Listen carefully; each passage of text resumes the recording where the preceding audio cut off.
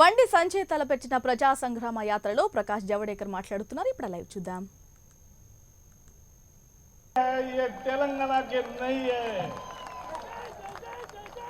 मोदी ने देश को विकास ऐसा किया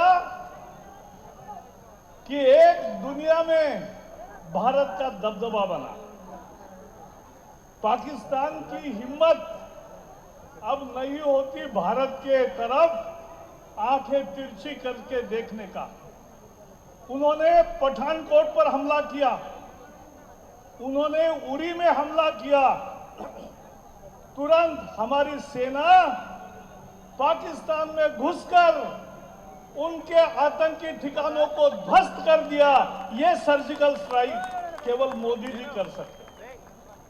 उसके बाद जब फिर भी पाकिस्तान के आतंकी यहां आए और पुलवामा में हमारे सैनिकों की गाड़ी उड़ा दी, तब देश की मांग थी, लेकिन मोदी जी ने कुछ बोला नहीं, करके दिखाया।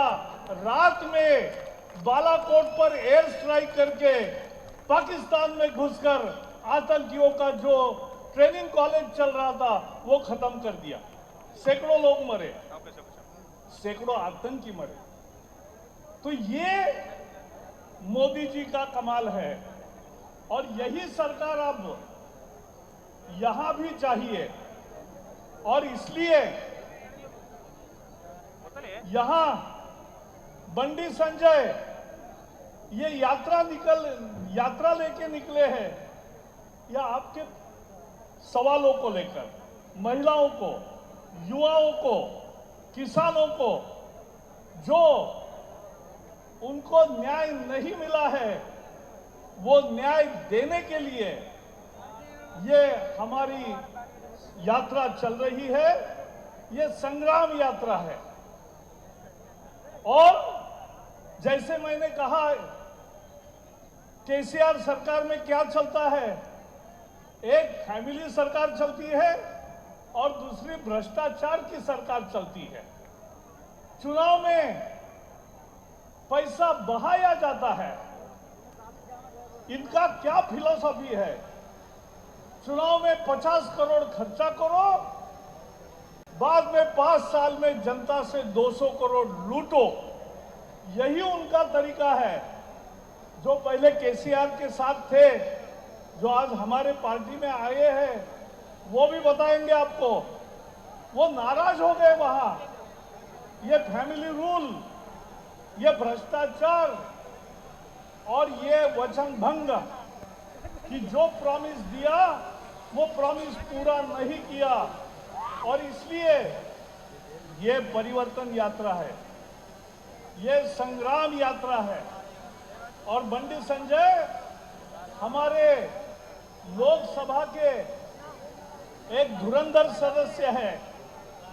और केवल उतना ही नहीं, जिस तरह से शानदार विजय उन्होंने पाया और उस विजय के साथ आज जिस तरह से गाड़ी आगे चली है, मैं ये कह सकता हूं, आज जिस तरह से महिलाएं आई है, जिस तरह से युवक आए हैं, मैं इस पूरे गांव में घूमा, आते समय मुझे हजारों लोग दिखे।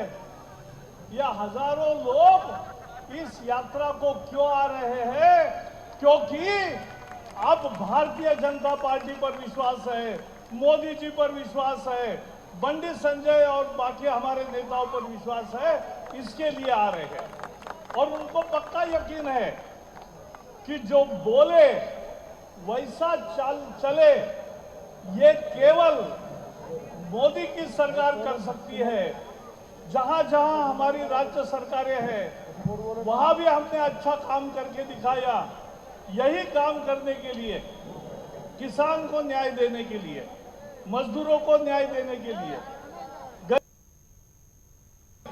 जितनी स्कीम मोदी ने लाई, थोड़ी ही स्कीम यहां केसीआर सरकार ने चलाई।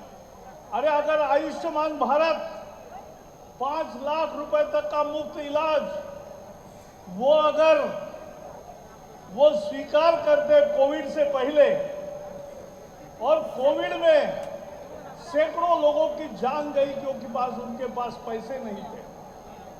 अगर कोविड के पहले ये आयुष्मान योजना स्वीकार करते तो ये तेलंगाना की जानें बचती और सबको इलाज होता, मुफ्त इलाज होता और आयुष्मान का बेनिफिट मिलता। और इसलिए ये एक लड़ाई है, अब रुकना नहीं है। 2021 है, लेकिन 2023 में संग्राम होगा। संग्राम की तैयारी संग्राम यात्रा में होगी और आने वाला तेलंगाना का संग्राम हम जीतेंगे, यही मैं कहना चाहता हूं।